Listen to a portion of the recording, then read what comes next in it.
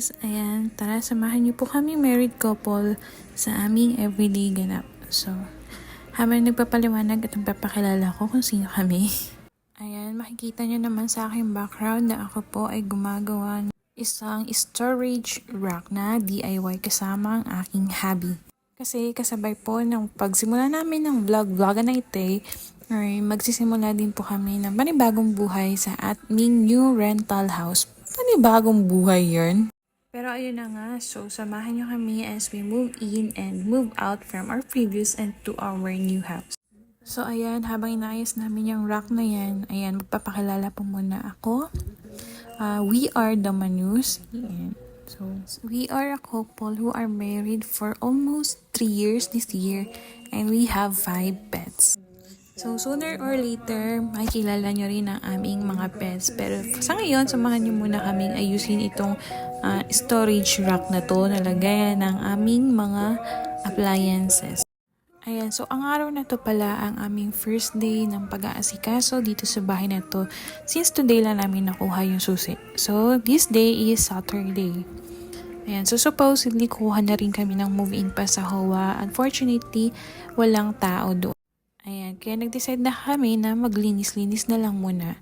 So, dito sa video, second day na namin to and this is Sunday. So, after namin nag-mass, ayan, umuwi lang kami sandali sa bahay and then dumiretso na kami dito para tapusin yung mga dapat linisin at ayusin para sa paglipat namin sa Monday, malinis na yung mga gamit. Ayan, medyo nagmamadali na kami dito since anong oras na rin kasi and may kailangan pa kaming puntahan. So, tinulungan ako ni hubby para matapos na din kami agad-agad. Ayan. Ayan, for the screw, ang lola mo dyan. Ayan. Sabi ko kay hubby, hawakan na lang niya yun. And may pagkakarap pa nga siya sa camera, ano. So, ayan. Nabagala na nga po ata siya sa akin kaya inago na sa akin yung screw. Siya na lang daw magkakabit. Actually, medyo masama nga din yung pakiramdam ni hubby dyan kasi sinusumpong siya ng kanyang asthma and inuubo siya. Kaya lang, sino-sino ba naman magtutulungan, kaming dalawa lang din naman. So, ayan, patapos na rin naman na yan. Inutusan pa nga niya ako dyan na kumuha ng bata daw kasi pupukpukin na lang niya yung likod since wala kami dalang martilyo. So, maliit lang naman na cardboard yun sa likod niyan. So, hindi naman ganun kahirap ikabit. Kaya, ayan, mabilisan na lang din namin natapos. And then, walis-walis lang para malinis na. Ayan. So, umakyat na nga po ako sa second floor. So, this rental house po pala ay may 2 kwarto. And kasama na po doon na meron siyang aircon and 2 cabinet. Hindi na rin naman siya mahirap linisin kasi malinis naman siya. Though may mga naiwang alikabok gawa ng walang nakatira na mga ilang buwan din siguro. So, tanggal-tanggal agyo lang. And then, ayan, nausod ko lang yung cabinet. Magaan lang laman yan kasi walang laman. So, ililipat ko lang siya dyan sa malapit sa may pintuan. Ayan, so, minamap ko muna para malinis muna yung paglalagyan niya. Tsaka may mga bakas-bakas kasi ng tsinelas na suot-suot ko. Ayan, hindi na ako nagpatulong dyan kay hubby kasi nga sinusumpong siya ng asthma. Baka lalo siyang mahirapang makahinga kapag nagpatulong pa ako magbuhat-buhat and maalikabok. So, bawal sa kanya yun. Ayan, after ko magwalis tsaka magmap dyan sa kwarto na yan, lilipat naman ako sa kabilang kwarto. So, yan, map lang ulit para matanggal yung mga alikabok na nakadikit sa sahig. Ay, nag-grimer na. So, binuksan ko na rin nga pala yung aircon dyan para naman madali siyang matuyo. Ayan. So, map natin pati yung likod ng pintuan kasi meron mga natatagong dumi dyan. Ayan. So, ayan. Inilipat ko na nga yung camera sa kabilang kwarto. So, itong kwarto na to, medyo mas maliit to compare dun sa isa. Though, sakto lang naman kasi wala rin naman kaming ibang kasama kundi kami dalawa lang ng asawa ko and yung mga pets namin. Ayan. So, meron din dito cabinet na isa. Yan yung isang maliit na ililipat ko din dun sa tabi ng malaki. Kasi dun naman kami mag-i-stay. And itong kwarto na to is gagamitin na lang namin para maging storage ng mga ibang gamit namin. And if ever na may bisita din kami. So, ayan. After ko maglinis dito, magbibihis lang din ako. And then, pupuntahan na kami dun sa next na destination namin. Maka-destination, akala mo online na pupuntahan.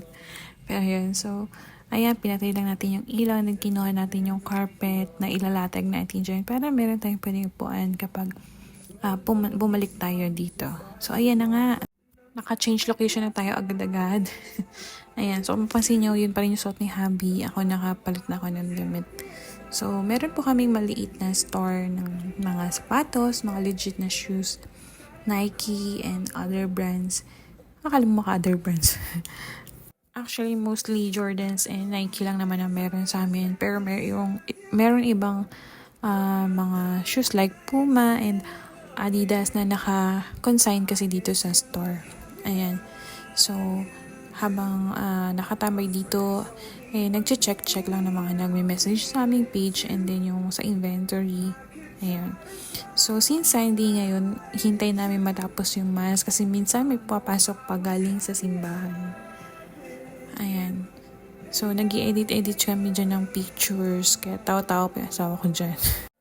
At ayun, alas 7 na nga. So, uuwi na tayo. Ayan. So, pour the patay ng ilaw.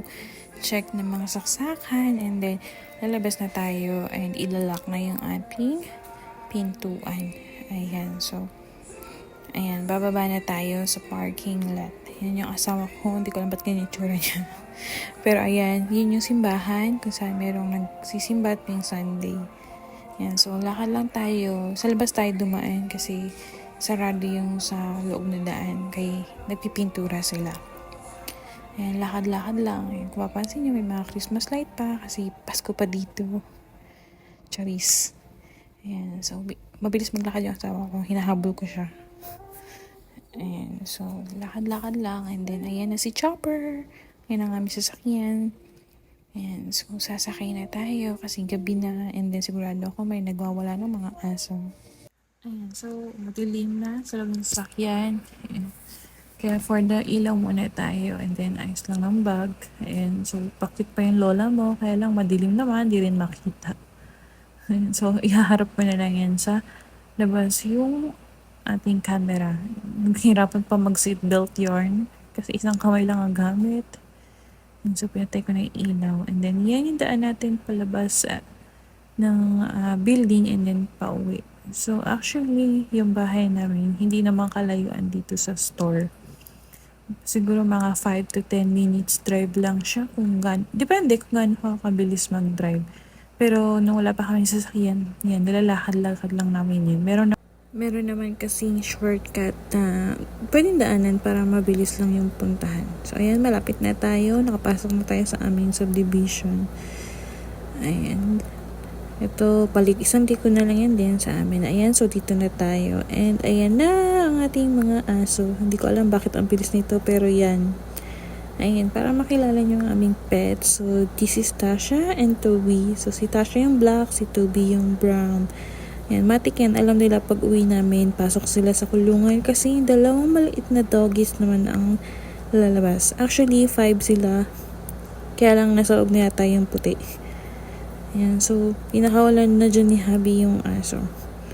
Yan, dadoble ko lang yung screen kasi minsan kinakalabit nila yung maliliit kapag lumalapit sa kanila. Mahirap na. Ayan, So, ayan, nahulog pa nga yung box ng Krispy Kreme na basura. So, pulutin lang natin. Ayun dalawang maliit. Ayan. So, nandun sila sa loob ng bahay kasi pag wala kami. And hindi sila pwedeng magsama. So, ayun lang muna. Paalam!